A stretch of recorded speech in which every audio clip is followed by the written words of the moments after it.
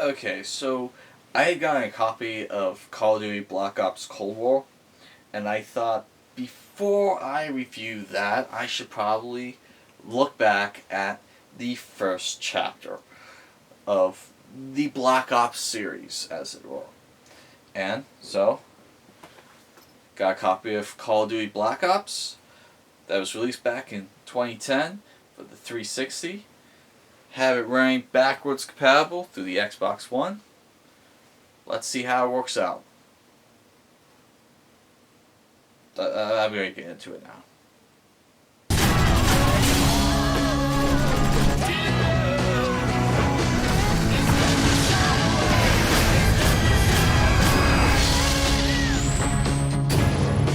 So, I remember when this first was announced, I was not that interested in it because, I was more about modern day, not 1970s. Didn't really care about that time era. I was a little kid at the time. And even when it came out, I didn't understand why everyone was going nuts for this game. I mean, just absolutely nuts. It was like the highest selling Call of Duty of all time, I think, at one point. But, eventually I got it, and I absolutely loved it. And probably the thing that I first noticed was the impressive atmosphere and feel of the game. I did not think that the Cold War would be an interesting setting for Call of Duty. Well, I was really wrong about that. It's a really fascinating time for them to put their Michael Bay-esque action into. I mean, Call of Duty, you could accuse them of being the Michael Bay of first-person shooters. I don't know if you could consider that an insult. But they are very Bay-ish, you could say, and it works for them in the series, and especially during these Cold War games, like Black Ops. And the story was pretty good, admittedly. I will admit I was not surprised by the twist whatsoever. They gave way too many hints about the twist coming. And it's just like, it's this, guys. It's this. It's this. It's this. I know it's this. And they're just like, it was this all along. It's like, I know that. And I've met a lot of people. They were just like, I couldn't believe that twist that happened. It's like, really? You didn't see that coming. You didn't see that coming? Now, admittedly, the little additional twist they did right at the end of the game, that was good. That got me. I was just like, huh. Interesting. A lot of implications, but interesting. But the big twist, yeah, I saw that coming miles away, and, I was surprised when I heard that people were actually shocked by the big twist. But one of the biggest surprises about the campaign is the voice acting. And surprise, surprise, you never guess what actors lent their voices to this game. You have Sam Worthington from Avatar. He voiced the main character. But you also got Gary Oldman. He was doing a voice in the game.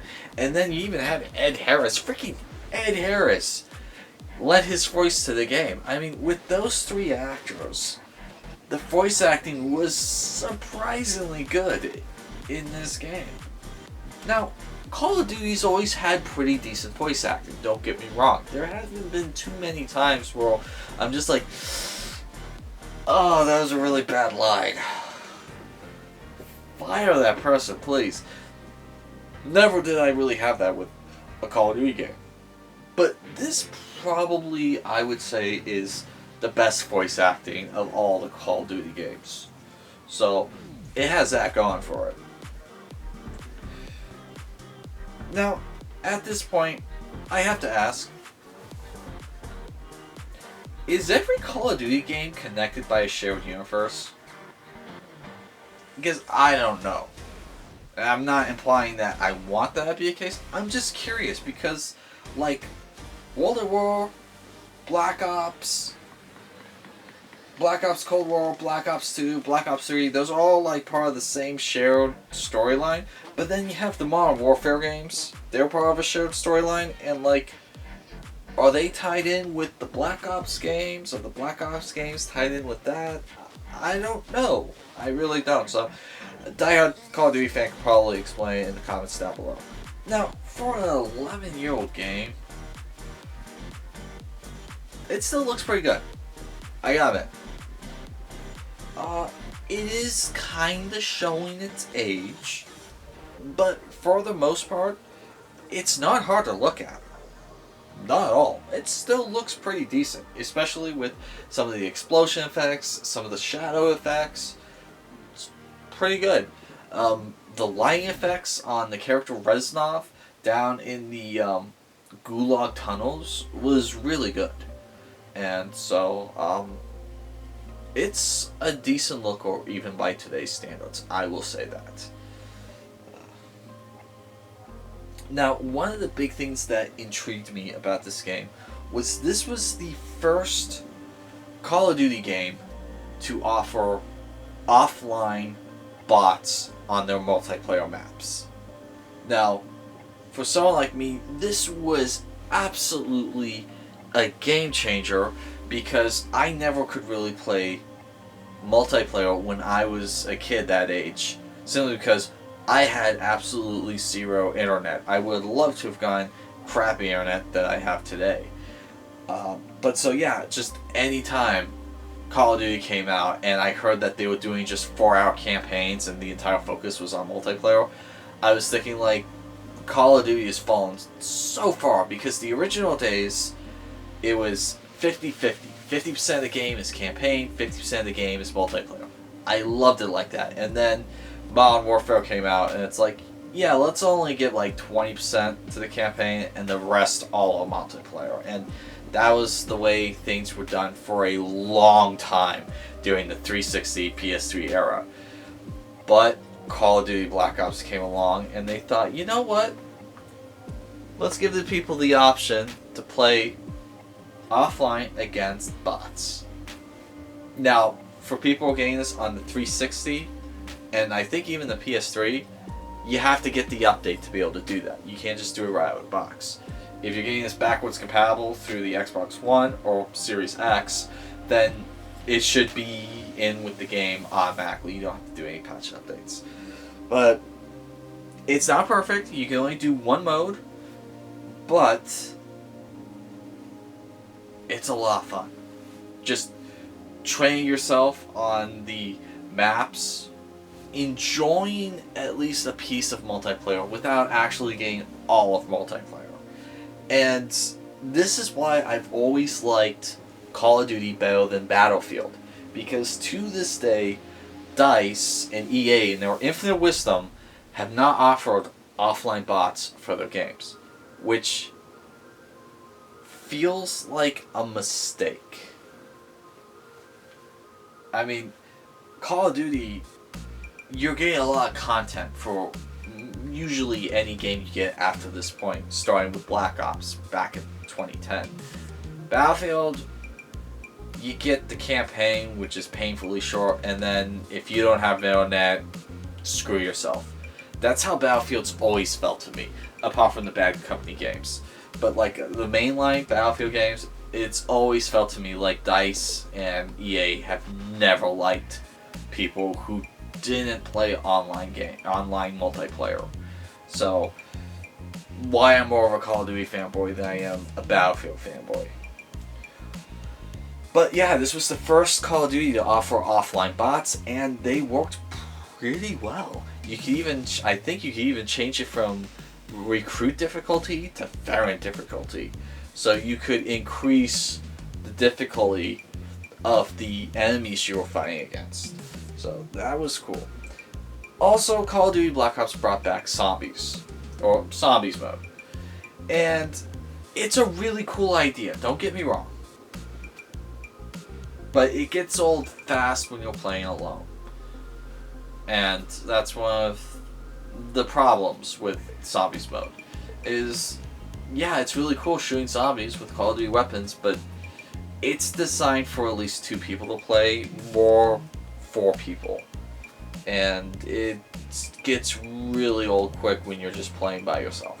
So, I wouldn't exactly call it a selling point for the individual single player market. You can play it offline though, so that's a bonus.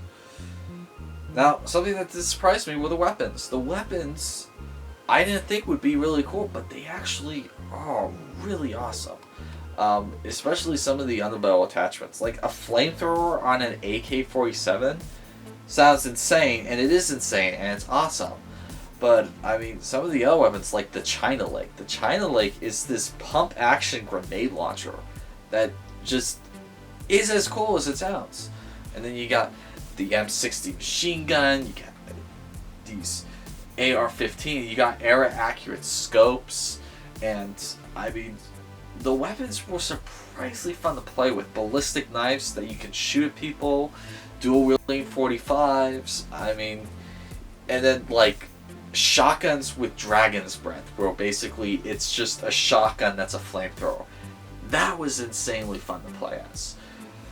So, and something that really surprised me was the use of music in this game. Obviously, I'm pretty sure they play Fortunate Son. I mean, I think there's a law, you cannot have anything take place in Vietnam unless you play Fortunate Son. I think it's their national anthem in Vietnam. That'd be funny if that was the national anthem. But, yeah, no, I mean, like, I never cared for the song, Sympathy for the Devil by Rolling Stones. But the way they use it in this game, it worked really well. And it was like, wow, they like just flip that on just at like the perfect time. And so, no, they did a good job with the music in this game. Now, it's important to know what this comes on. So you can get this on PC. It's also available on PS3 and Xbox 360. And it's also available on the Wii. So if you have a Nintendo Wii, you can actually use the motion tracker to move the guns around. Now, I've heard that port is really rough to look at graphically, but you do get the move controller with your weapon on screen. So that is an option. I think it also got like a Nintendo DS release. Don't quote me on that. Trying to think what else Call of Duty Black Ops got.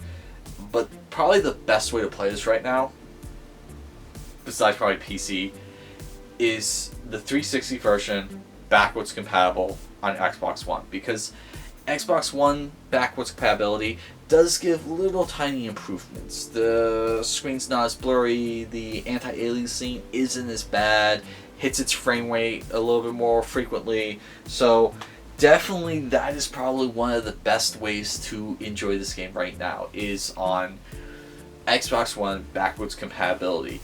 Why this game hasn't been re-released yet, I do not know. Actually, this is one of the games that I think would be amazing in VR. Why they haven't moved more of these 360 PS3 era first-person shooters to VR is beyond me, because they're not as graphically demanding as current games, and they could probably realistically get VR to work on all these. I mean, for crying out loud, they were able to move Doom 3 to VR, and the results were pretty decent.